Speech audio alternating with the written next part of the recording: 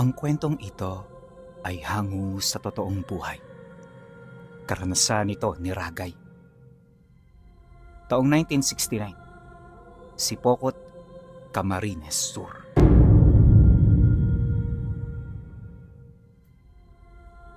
Noon pa man, marami nang kumakalat na istorya ng mga kababalaghan sa lugar ng Sipokot. Kabilang sa mga ito ang prosesyon ng mga multo tuwing hating gabi at ang pagliwanag ng mga bundok dahil sa mga nagkukumpulang San Telmo. Tuwing gabi, nasasanay na ang mga nakatatanda na magbahagi ng tungkol sa mga istoryang binabalot ng kababalaghan. Ito ang naging pamamaraan nila upang makontrol ang mga bata. Wala kasi noong mapagkakaabalahan kapag sumasapit ang dilim, kaya ang nagiging pampaantok noon ng nakararami ay ang mga kwentong hindi kapanipaniwala para sa tenga ng mga nakakarinig nito. Sinasabi ng ilan na hindi yun totoo, pero ayon sa mga matatandang nagkukwento nito, totoo ang lahat ng sinasabi nila. Kesyo, sila mismong nakaranas nito, nakita ito ng kanilang mga mata at kung ano-ano pang patotoo na wala namang sapat na ebidensya. Pero dahil sa lumaki sa pamilya ng mga naniniwala itong si Ragay, hindi niya maipagkakailang nakumbinsi siya ng mga salita ng mga kadugo niya. Kaya mula pagkabata, pinaniwalaan niya ang bawat kwento ng mga ito. At tuwing sumasapit ang Biyernes Santo, matyaga siyang sumasama sa kanyang mga tiyuhin para mangalap ng mga mutya at agimat. Sa bawat pag-akyat ng bundok, nagkakaroon siya ng pag-asa na makakita ng kargang magiging katuwang niya panghabang buhay. Ang kaso lang, hindi ito naging madali, gawa ng napakahirap mangalap ng gamit. Madali itong sabihin pero sa mga totoong nakakaalam, may hahalin tulad mo ito sa paghihiwalay ng mga butil ng asukal na nahalo sa sako ng bigas. Imposible man pero dahil sa kanilang mga ambisyon, kung kaya't hindi sila sumusuko. At habang tumatagal ang mga ambisyong yun, dahan-dahan na ring napapasa sa kanya. Ngunit sa loob ng ilang taong pagpupursige, bigo siyang makakuha ng para sa kanya. Yung mga tiyuhin niya, nakakalap ng mga simpleng agimat, samantalang siya, wala talaga. Kaya sa pagsapit ng taong ito pinuno, medyo pinanghinaan na ng loob itong si Ragay. Minsan, hindi siya sumasama tuwing Biyernes Santo, gawa ng may mahalaga siyang trabaho na inaatupag. Kaya nang mapansin ito ng mga tiyuhin niya, madalas na siya nitong kinakausap. Pagsapit ng Biyernes Santo sa mismong taong ito, sinadya siya nitong daanan sa kanilang bahay. Pamangkin, hindi ka ba sasama? Marami kami ngayon. Kasama rin namin ang mga pinsan mo. Tsaka, yung bundok na akitin namin, malayo rito. Hindi ito ang mga tipikal na bundok na madalas nating puntahan.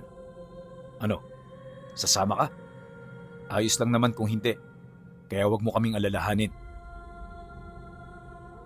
Nang marinig niya ang sinabi nito, bahagya siyang napahinto sa kasalukuyan niyang ginagawa. Sa puntong yun kasi, medyo bumalik na naman ang pagkagiliw niya sa pangangalap ng mutya. Hindi niya alam kung bakit pero ramdam niya na mayroong magandang mangyayari noong mismong araw. Kaya imbis na ipagpatuloy ang kanyang trabaho, agad siyang pumasok sa loob ng bahay para magpaalam. Paglabas niya, sinenyasan niya ang tiyuhin niya na sasama siya. Kaya sa halip na magpatuloy na ang mga ito, hinintay pa siya nito ng ilang minuto. Nang makuha na niya ang kanyang gamit, dali-dali siyang pumunta sa kinaroroonan nito. At maya-maya pa, sinimulan na nila ang paglalakad. 5 milya sumatotalang bubunuin nila, kaya maaga pa silang umalis ng baryo. Wala ring pahingahan yung paglalakad dahil nga naghahabol sila ng oras. Kinahaponan mga bandang 3:00, narating nila ang bundok ng Basud. Unang beses pa lamang makarating na Ragay sa lugar na yon, kaya napaisip siya. Kung hindi siya nagkakamali, ito rin ang unang beses na nakarating dito ang tiyuhin niya. Ang hindi lang niya alam, bakit alam nito ang pangalan ng bundok na pupuntahan nila? Sinubukan niya itong itanong hanggang sa sumagot ang pinakamatanda sa mga tiyuhin niya. Dahil ito ang sabi ng lolo mo. Basud ang bundok na ito dahil nagluluwa ito ng mga mutya. May kuweba sa itaas niyan at yun ang lugar na papasukin natin. Mula ngayon, Ragay, huwag ka na munang magsalita ng magsalita. Tahimik tayong aakyat, tahimik din tayong bababa. Naintindihan mo ba? Dahil sa sinabi nito, di na siya sumagot pa. Alam niya kasi na seryoso ang tiyuhin niya, kaya para hindi mapagalitan, siya na mismo ang umiwas. At pagkaraan ng ilang minuto, nagsimula na silang lumapit sa lugar. Kagaya ng inaasahan, malayo ito sa mga kalapit baryo. Purong ilang ang paligid at higit sa lahat, hitik na hitik ito sa mga ligaw na hayop. Kapansin-pansin din ng mga punong may mga hinog na bunga na parabang nagpapatakam sa kanila. Pero nung makita nila ito, literal na nilagpasan lang nila ito. Sa ganoong araw kasi, hindi sila pwedeng kumuha na lang ng kahit na ano sa lugar na hindi nila kabisado. Kinakailangan nilang mag-ingat, lalo pat yon ang araw ng pagkamatay ni Kristo. Kalahating oras ang dumaan. Marami na silang dinaan ng masusukal na lugar. Matarik ang daan, kaya yung pag-usad nila, dahan-dahan lang. Nasa iisang hanay lang din sila, gawa ng maliit lang yung daan paakyat. Masyado ring liblib ang bundok, kaya makailang beses silang nagpaikot-ikot bago nila tuluyang narating ang bunganga ng kuweba. Pagsilay naman dito ng mga tiyuhin niya, bahagya silang nagsikumpulan malapit sa bunganga nito. Mula roon, pinag-usapan nila ang mga bagay na pwede at hindi nila pwedeng gawin. Bulong pa nito sa kanila. Gusto ko tahimik lang tayo. Huwag niyong alisin ang mga taling nakabigkis sa bewang niyo dahil yan ang mag-uugnay sa atin. Tuwing Biyernes Santo, may mga lagusang bumubukas sa loob ng kuweba. Marami tayo diyang makikitang kakaiba, kaya mag-iingat kayo. Huwag kayong pumasok sa mga lagusang hindi namin pinasukan dahil paniguradong ang mga yan, patibong ng mga nilalang. At para ligtas at sama-sama tayong makalabas, huwag kayong lalayo.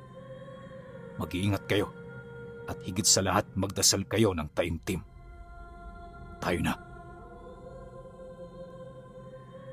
Nang marinig nila ito, nagsitanguan lang naman sila. Maya-maya pa, umusad na sila para mapasok na ang lagusan. Madilim at malamig sa loob ng pasilyo pinuno, kaya sa unang minuto pa lang, matinding kilabot na ang kanyang naramdaman. Hindi nga niya mawari kung bakit siya nakakaramdam ng ganon, lalo pat wala naman siyang nakikitang kakaiba sa lugar na yon.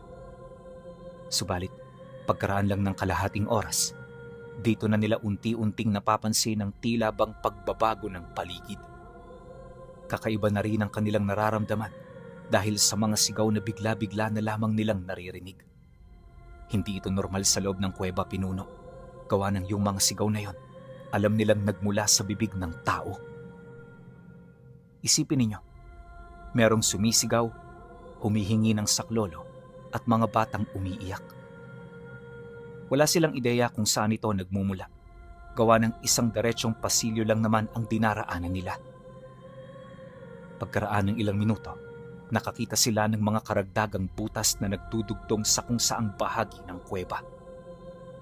May mga kasama na rin sila noong nagkakaroon ng interes na pumasok dito, pero paulit-ulit itong sinasabihan ng tiyuhin nila na huwag ituloy ang binabalak nila kung ayaw nilang makulong sa lugar na yon. Mabuti na lang may gabay silang parang nakakaalam sa kuweba dahil kung nataong hindi, paniguradong kanina pa sila naligaw. Akala niya ligtas na sila roon pero 2 oras pa ang lumipas, mas lalong tumindi ang kinakaharap nilang pagsubok. Kung kanina napapasunod pa yon ng tiyuhin niya, sa pagkakataong yon mukhang malabo na. Sa pilitan ng inaalis ng mga kasama nila yung mga taling nakabigkis sa kanilang mga bewang para pasukin ang lagusang kanilang nasisilayan.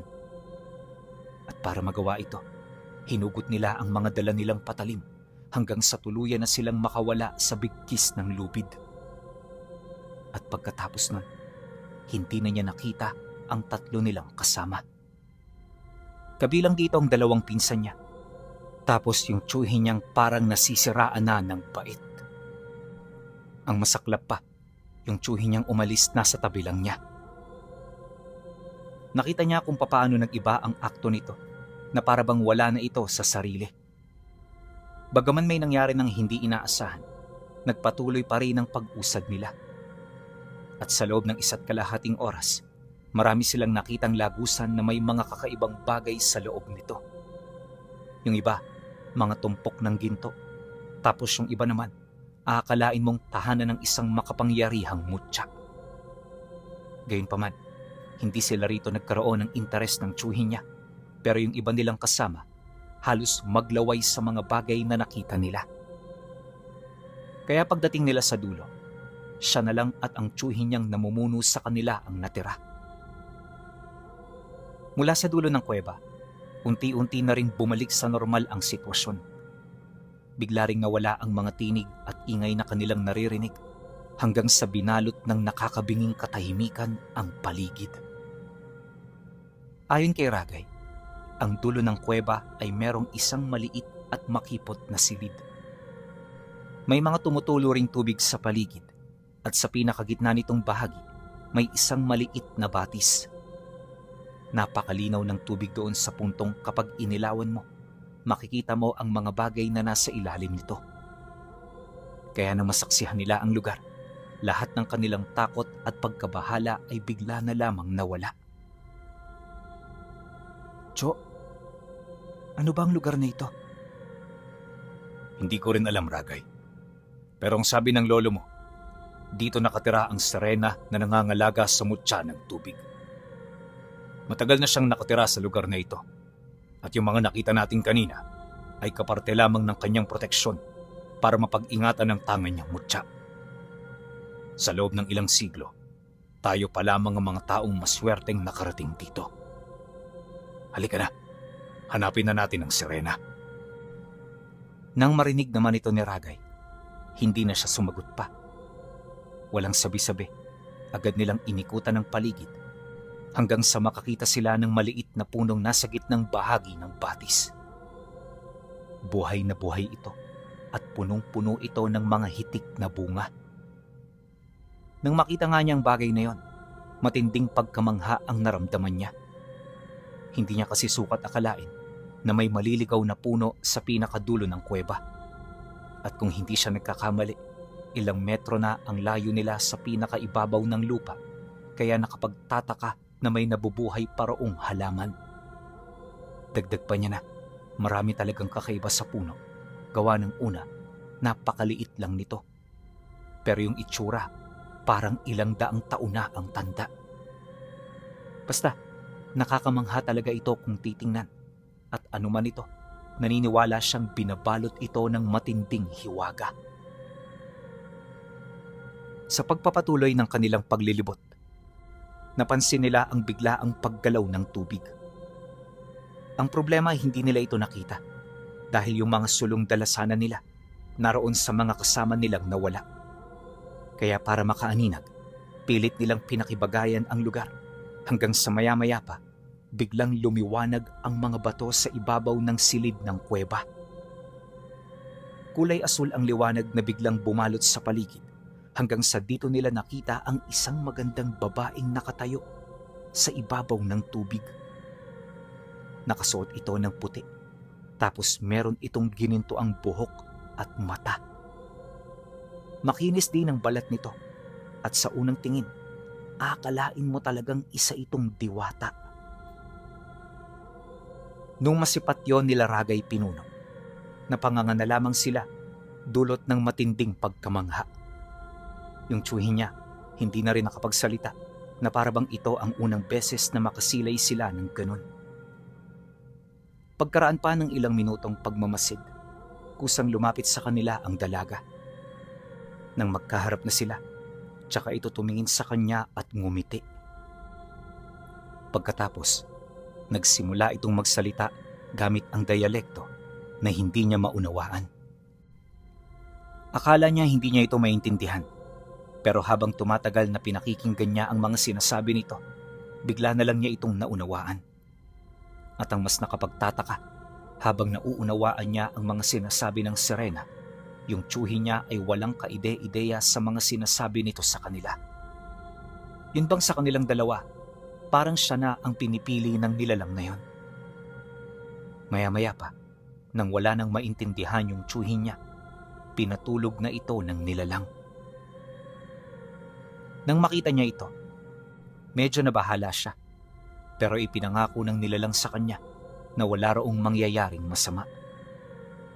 Magkikita sila sa labas ng lagusan pagkatapos niyang makuha ang mutya. Dahil sa sinabi nito, nakaramdam siya ng kapanatagan sa kanyang sarili. Alam niya na nagsasabi ito ng totoo, kaya hindi na siya nabahala pa. At pagkaraan ng ilang minuto, nawala ng malay ang tsuhi niya. Agad naman yung dinala sa batis ng sirena bago ito dahan-dahang palubugin hanggang sa hindi niya na ito makita. Pagkawala ng tsuhi niya, tsaka siya nito inakay papalapit sa punong nasa gitna ng batis. At nung marating niya ito, doon niya nakita ang gintong likido na lumalabas sa sanga nito. Ayon sa nilalang, yon ang mutya ng tubig. At ang kailangan niyang gawin para makuha ito ay inumin ang likido. Pagkatapos nun, habang buhay na yung manananahan sa kanyang katawan. Nang marinig naman ni Ragay ang sinabi nito, dali-dali niya itong hinigop. Manamis-namis ang lasa ng ginto. Animoy isa itong uri ng katas ng bungang kahoy. At nang maubos na niya ang likidong lumalabas sa sanga, tsaka siya nakakita ng nakakabulabog na liwanag. Pagkatapos nito, nadatnan niya ang kanyang sarili sa bukhanan ng kuweba, kasama ang tsuhin niya na wala pa halos malay. Pagtayo niya, agad naman niya itong sinubukang pasanin hanggang sa naisampa niya ito sa kanyang balikat. Malaki ang katawan ng tsuhin niya pero di man lang siya nabigatan. At sa loob ng halos 1 oras na paglalakad pababa ng bundok, wala siyang naramdamang kahit na anong pagod. Pagising ng tsuhi niya, agad nitong napansin na nasa ibaba na sila ng bundok ng basud. Dala ng kuryosidad, tinanong siya nito kung papaano sila nakarating doon. Pinasan ko ho kayo, tiyo. Kanina pa kasi tayo dun sa labas eh. Tsaka masyado nang mainit sa taas, kaya nagdahan-dahan na akong bumaba kasama kayo. Bakit, tiyo? Naririnig mo ba ang sarili mo? Pamangkin, huwag mong sabihin sa akin na ikaw ang nakakuha ng mutya ng tubig.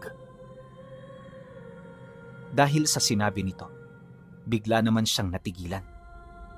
Di niya nagawang makapagsalita noon sa kadahilan ng wala naman siyang ideya sa mga sinasabi nito sa kanya. Kaya sa pagpapatuloy ng pag-uusap nila, unti-unti nang inilahad ng tsuhin niya ang tungkol sa kakayahan ng mutyang tangan niya. Ayon dito, isa ang mutya ng tubig sa pinakamalakas na mutya.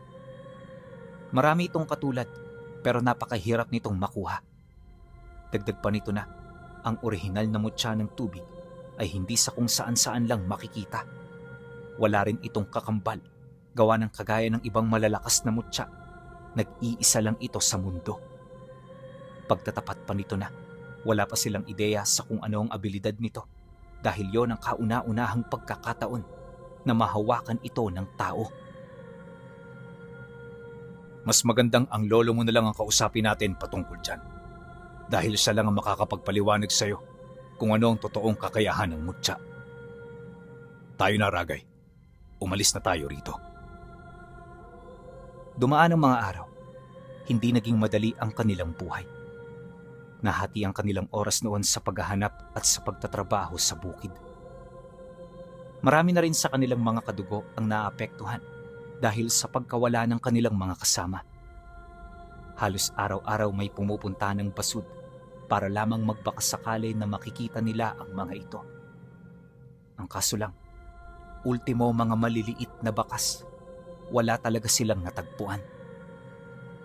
Yung mga pumunta, Di na nga noon naniniwala na may kuweba silang pinasok dahil ayon sa mga ito, wala namang kuweba sa lugar na yon. Marahil nagkamali sila ng bundok kaya hindi nila mahanap-hanap ang mga biktima. Ngunit nang marinig ito ni Ragay, nagpumilit siya na mapatotohanan ang kanilang mga karanasan. At para maniwala ang mga ito sa kanila, sumama siya mismo sa pagpunta nito sa bundok. Kaso lang, pagdating nila wala nga silang nakita.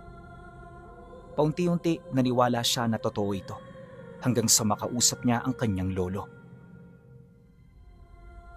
Huwag kang mag-alala. Babalik ang mga iyon. Pero hindi na sila ang mga taong kilala natin dahil lahat ng naliligaw sa kuwebang yon, lumalabas tangan ang dugo ng mga nilalang ng kaliwa.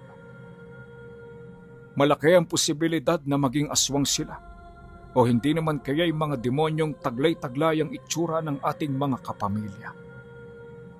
Sa mga susunod na araw, Apo, maghanda ka dahil paparating ang mga ito. Nang marinig ito ni Ragay, binalot siya ng lungkot at takot. Sa pananalita kasi nito, ramdam niya talaga na hindi yon nagbibiro. Kaya naman pagkatapos ng kanilang usapan, dali-dali siyang umalis para kausapin ang tiyuhin niya. Alam niya na kinakailangan itong marinig ang mga nalaman niya dahil hindi po pwedeng sila lamang ng lolo niya ang nakakaalam ng patungkol dito. Maya-maya pa, pagdating niya sa bahay nito, nakita niya itong dahan-dahang naghahanda ng mga kawayang may mga matatalas na dulo. "Cho, ano yung ginagawa niyo?" Nang marinig nito ang kanyang sinabi, dali-dali siya nitong sinenyasan na lumapit. Hindi na rin muna ito nagsalita, na parabang ayaw nitong may makarinig ng mga bagay na sasabihin ito sa kanya. Kaya dala ng kuryosidad, pasimple niya itong nilapitan habang nakikiramdam. At nung magharap na silang dalawa, bumulong ito sa kanya ng, Pinaghahandaan ko yung mga paparating nating bisita. Di ba nasabi sa'yo ng lolo mo? Babalik ang mga pinsan at tiyuhin mo. Yun nga lang, di sila babalik para manirahan kasama natin. Babalik sila para subukang agawin ang mutya ng tubig na nasa katawan mo. Simula sa araw na ito, pamangkin, mag-iingat ka. Huwag na huwag kang lalayo dahil anumang oras posibleng may mangyaring hindi maganda. Dahil sa sinabi nito, napatangulang naman siya. Bagaman meron ng tangang mutya, alam ni Ragay na hindi ito madaling gamitin dahil wala pa siya gaanong karanasan. Posible ring mapatay siya ng mga nilalang na magbabalak umagaw dito, lalo pat hindi niya pa yun nasusubukan. Dumaan ang mga araw. Alerto na silang dalawa ng tiyuhin niya. At para makasigurong ligtas siya, dito na siya tumira pansamantala. Magtatagal lang naman yon ng ilang araw, kaya napakiusapan nila ang kanyang mga magulang. Makalipas ang ilang gabi, naging normal naman ang lahat. Nagkaroon pa rin naman sila ng magandang tulog, pero hindi na panatag ang kanilang mga sarili. Alam kasi nila na anumang oras, posibleng umatake ang mga nilalang na sinasabi ng lolo niya. Ngunit 3 araw na ang nakakalipas, wala pa ring naging paramdam ang mga ito. Akala niya ayos na, hanggang sa isang hapon, nakita nila sa bukana ng baryo yung isa sa mga pinsan niya. Tulala itong naglalakad, tapos para itong aligaga kung titingnan. Napakadungis din ang itsura nito, kaya lahat ng kakilala nilang nakakita rito ay hindi maiwasang yon ay pag-usapan. Sinubukan din nila itong tanungin pero masyado itong suplado.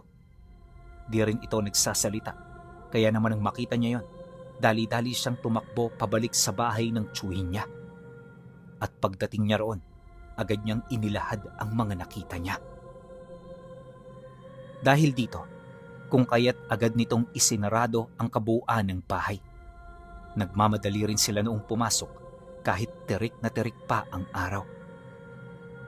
Pagpatak ng dapit hapon, masama na talaga ang pakiramdam nila. Ayon sa kanya, na ang sitwasyon nila noon, parang naghihintay sa malakas na unos na paparating. Maya-maya pa, nang tuluyan ng dumiling ang paligid, dito na nila narinig ang alulong ng mga aso. Lahat yata ng aso noon sa baryo umalulong, dahilan para ika-alerto nila ito. Maya-maya pa, pagsilip ng tiyuhin niya sa siwang ng bintana, dito nila nakita ang mga kasama nilang nakatayo sa labas ng bahay. Nanlilisik ang mga mata nitong nakatitig sa pinto habang malalim na umaangil. Namumula na rin ang mga balat nila at base sa kanilang itsura, malayo na sila sa pagiging tao. Ilang minuto pa ang lumipas, biglang nagsipulasan ng mga ito hanggang sa masira na nito ang bakod ng bahay. Paglapit nito sa pinto, pilit nila itong sinira sa pamamagitan ng paulit-ulit ditong pagbangga at pagsuwag gamit ang mga ulo nila. May mga naglilibot na rin noon sa bahay ng tiyuhin niya. Animoy naghahanap ng pwedeng mapasukan. Maya-maya pa, nabuksan na ng mga ito ang pinto ng bahay. At nung makapasok ito, bigla sila nitong sinunggaban. Siya ang unang nadarag ng mga nilalang na yon, kaya napilitan ng tiyuhin niya na lumabas para iligtas siya. Ilang segundo pa ang lumipas, dito na rin na-alarma ang mga kadugo nila. Natatakot man, naglakas loob ang mga ito na lumabas upang sila'y tulungan. At sa tulong ng mga ito, kung kaya't nagawa siya nitong mailigtas. Ito rin ang naging mitya upang mapilitang magsipulasan papalayo ang mga nilalang. Kalaunan, nang makalayo na ang mga ito, tumahimik ang paligid. Nagtamo ng malalalim na galos si Ragay, pero hindi nito nalagay sa alanganin ang kanyang buhay. Dumaan pa ang 6 na gabi. Walang palya ang pananalasa nito sa lugar nila. Dahil dito, kung kaya't matinding pinsala na ang pinagdaanan ng kanilang pamilya. Nagdulot na rin ito ng matinding kalbaryo sa puntong hindi na nila alam kung ano ang kanilang gagawin. Mabuti na lang talaga, may alam na pangontra ang lolo niya kung papaano ito masusolusyonan.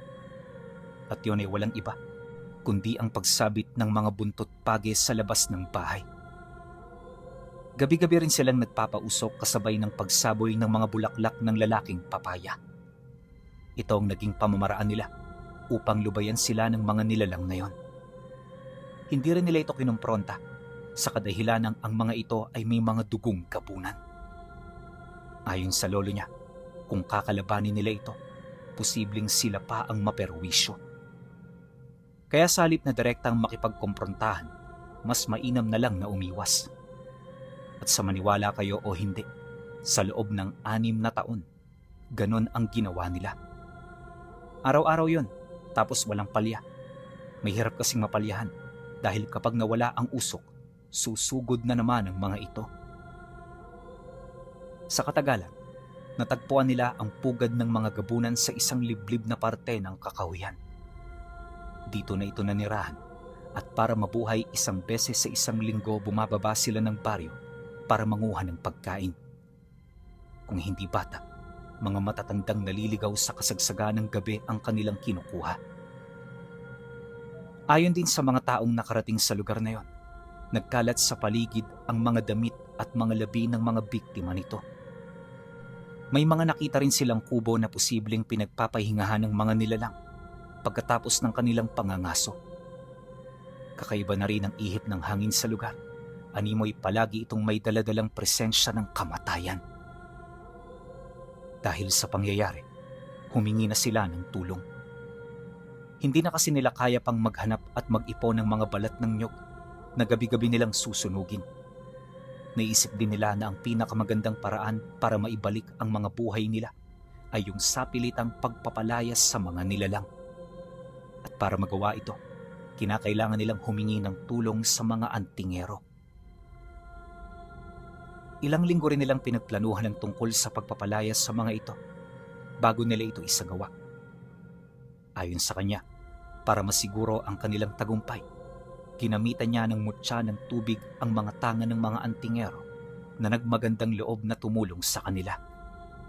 Sa pamamagitan nito, naimulat niya ang mga karga nila dahilan para mabigyan sila nito ng karagdagang lakas.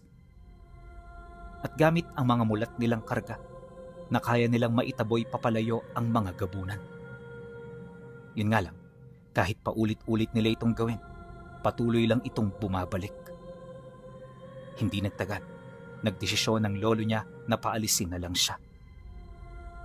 Ayon dito, may sumpa ng tawid dagat ang mga nilalang, kaya hindi na siya nito masusundan sa lugar kung saan siya naroon. Nakakalungkot man itong desisyon, pero sa mga sandaling yon, ito na lamang ang pwede niyang gawin.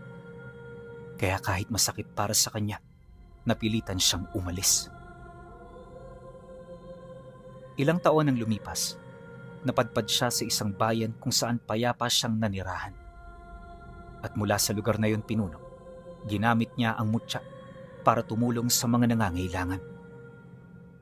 Hindi siya naghangad ng labis-labis na kapangyarihan dahil ang nais lang niya ay maging biyaya at anghel sa mga taong nangangailangan.